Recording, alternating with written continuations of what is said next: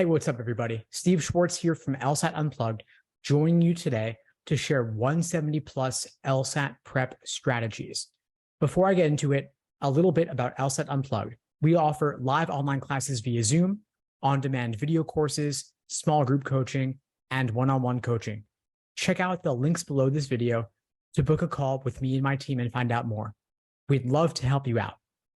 So today we're talking 170 plus LSAT prep strategies.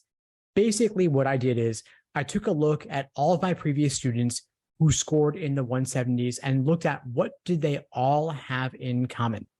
I found a couple of key things, and I'll share one from logic games, one from logical reasoning, and one from reading comprehension.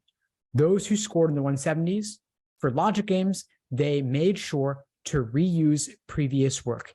They maximized their reuse of hypothetical scenarios.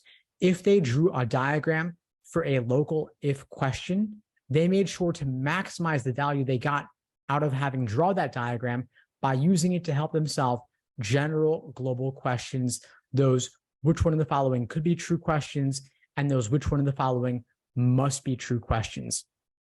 By using these hypothetical scenarios, they were able to save themselves valuable time, allowing them to avoid having to redraw new diagrams for each of the 5 answer choices for those general global questions. You can't afford to lose or waste any time on the LSAT, and certainly not on the logic games section. One other thing I'll note about logic games is that the students who scored in the top, the students who got the 170 plus, they typically got perfect on the logic games section, maybe -1. So you can be sure they were solving these questions as efficiently as possible, again here by reusing hypothetical scenarios. For logical reasoning, they made sure not to get bogged down on any one question.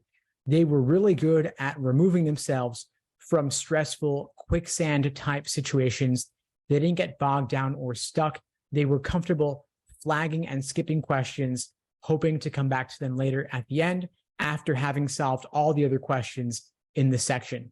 And me personally, I'll typically flag 3 or 4 logical reasoning questions within a single section because I don't want to get stuck on them. I don't want to get bogged down, especially if they're really time consuming, like lengthy parallel reasoning questions or questions on topics that I just don't like philosophy, morality, aestheticism, questions that have super abstract wording where I'm trying to figure out what does this even mean? I don't want to get stuck there. But since every question is worth the same, it doesn't make sense to get stuck on a question that's tough for you when there may be an easier question that comes later in the section. So again, flagging and skipping questions, building up that time bank by moving pretty quickly over the course of the section, having your pacing down so you can trust you'll be able to come back to them later.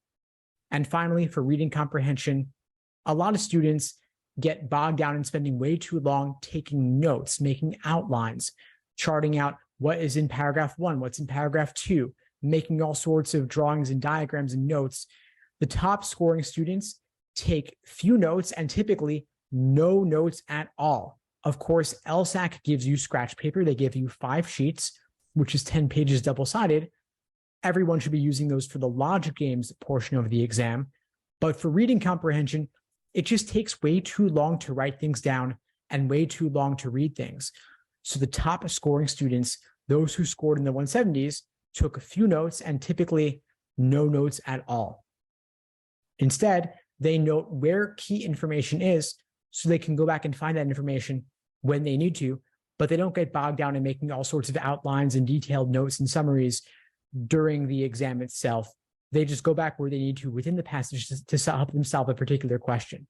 So again, top scorers for logic games, they are reusing previous work, previous valid hypothetical scenarios, the diagrams they've drawn over the course of the game to help them solve general global questions later.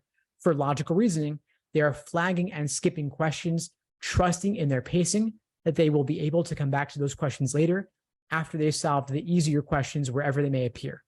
And finally, for reading comprehension, they are taking few notes or even no notes at all. They certainly are not taking detailed notes or summaries of each paragraph, nothing like that, because again, it takes time to write things down and takes time to read them.